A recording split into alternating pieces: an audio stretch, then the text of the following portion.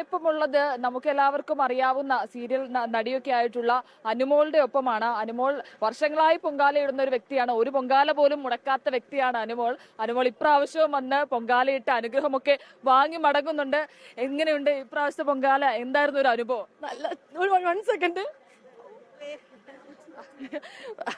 അനുമോള് നിന്ന സ്ഥലം വലിയ ചൂടുള്ള, അതായത് ഈ ടാർ ഇട്ട റോഡിന്റെ സൈഡിലാണ് അനുമോള് നിന്നത്. അതുകൊണ്ട് തന്നെ വലിയ ചൂടാണ്. അങ്ങോട്ട് മാറി നിന്നതാണ്.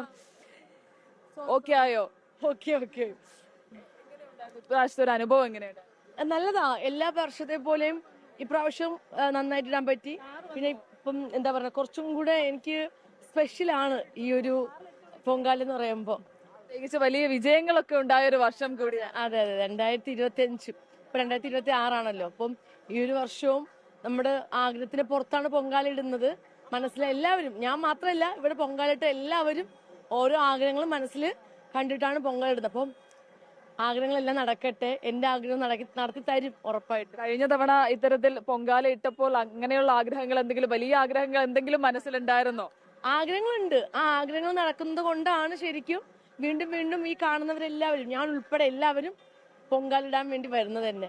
ലോകത്ത് എവിടെയായാലും ഈ പൊങ്കാല സമയത്ത് അനുമോള് ഇവിടെ അനന്തപുരിയിൽ തന്നെ ഉണ്ടാകുമെന്ന്. സ്വന്തം ഞാൻ ട്രിവാൻഡ്രത്താണല്ലോ, ട്രിവാൻഡ്രംകാരിയാണല്ലോ. അപ്പൊ അതില് എനിക്ക് ഞാൻ ഒരുപാട് അഭിമാനിക്കുന്നുണ്ട് ട്രിവാൻഡ്രംകാരി ആയതില്.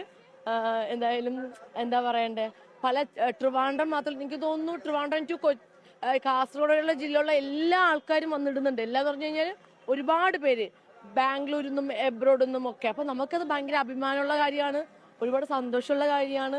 പൊങ്കാല ഇടാൻ വേണ്ടി കൊതിക്കുന്ന ഒത്തിരി പേരുണ്ട് ആറ്റൂർ പൊങ്കാല. അപ്പൊ എല്ലാരും വന്ന് പൊങ്കാല ഇടട്ടെ. എല്ലാവർക്കും നല്ലത് മാത്രം സംഭവിക്കട്ടെ. അമ്മയുടെ അനുഗ്രഹം എപ്പോഴും കൂടെ ഉണ്ടാവും. നന്നായിട്ട് പ്രാർത്ഥിച്ചു കഴിഞ്ഞാൽ അമ്മ ഏത് ആഗ്രഹവും സാധിച്ചു തരും. മനസ്സ് നിറഞ്ഞ് തിരിച്ചു പോകുന്നു.